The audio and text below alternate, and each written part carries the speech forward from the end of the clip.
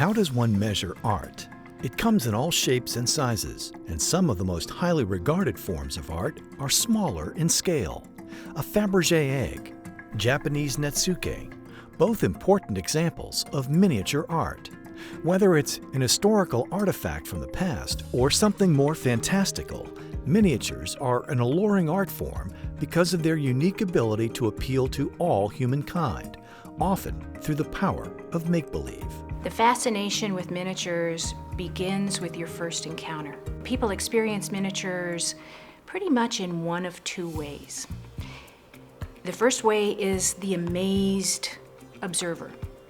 They're just taken in by the detail, the quality, just the size.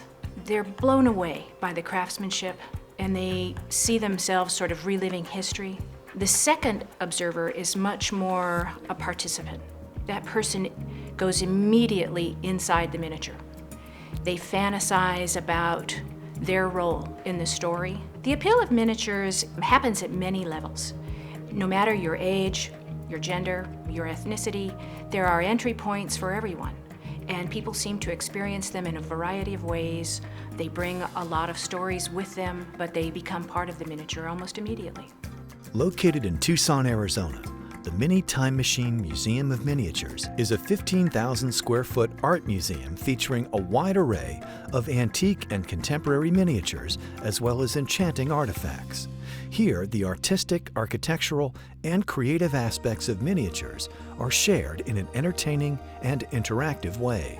An encounter with this museum is sure to excite the senses and pique the imagination. There are many fascinating exhibits that visitors will find in the Mini Time Machine.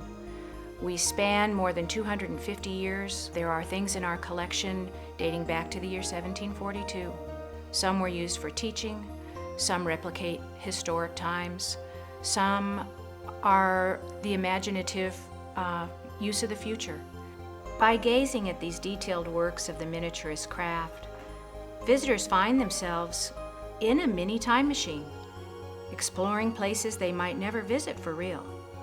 They can quite literally travel from continent to continent and from one era to another simply by following their gaze from one object of delight to another.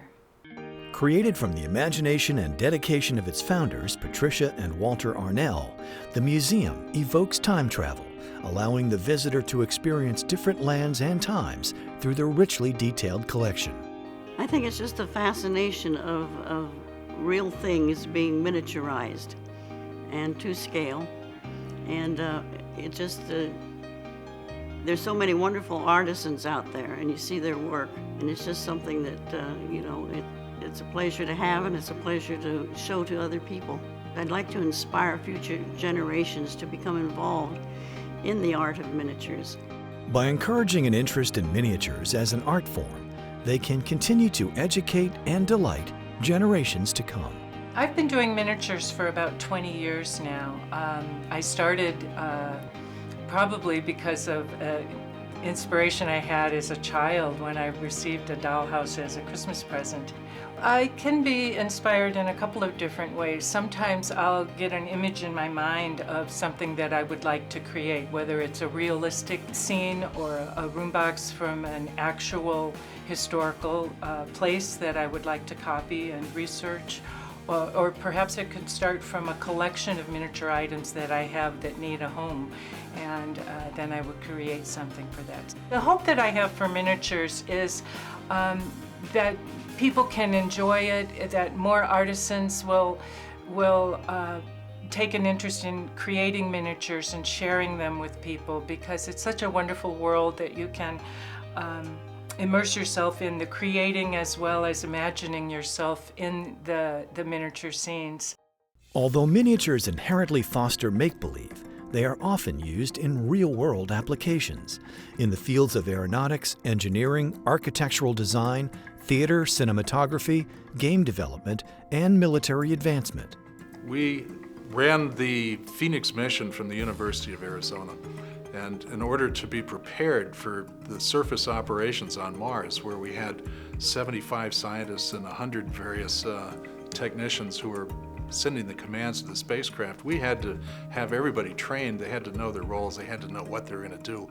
And in order to do that, we pretended that we had our lander on Mars already, and we put it in a facility very much like this miniature version, and we could operate the spacecraft with our technicians, and the people in the other part of the building would pretend that they were getting their messages from Mars. We could go through the whole operational sequence of running a mission to Mars using a miniature set in another room of the building, and it worked beautifully. So we were very well trained when we actually got there because of these miniature environments. The feedback that we've received from visitors to the museum is simply terrific. It's a must-see. It's a world-class experience. It's a national treasure. We're thrilled that we've had more than 64,000 visitors. Probably triple that number of people have visited the website. There are more than 800 members of the museum now across the world, which is wonderful. We're a nonprofit foundation, and all of the proceeds from the museum go toward keeping this place open for generations to come. We've just been overwhelmed with the reaction and response from the public with the museum, and it's just a complete joy to see how much people are enjoying visiting the museum and introducing them to miniatures. Many of them don't know that such a thing exists. We've noticed that when people come in here, that it's a very happy place to visit, and they seem to enjoy it, and I think they can leave all their troubles at the front door when they come in and just have 1 or 2 hours of just fun. We are at the frontier of a virtual world.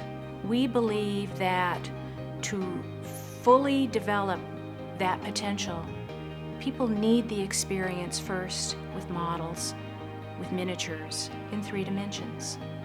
It helps to tie mind and heart to that work, to the work of the future.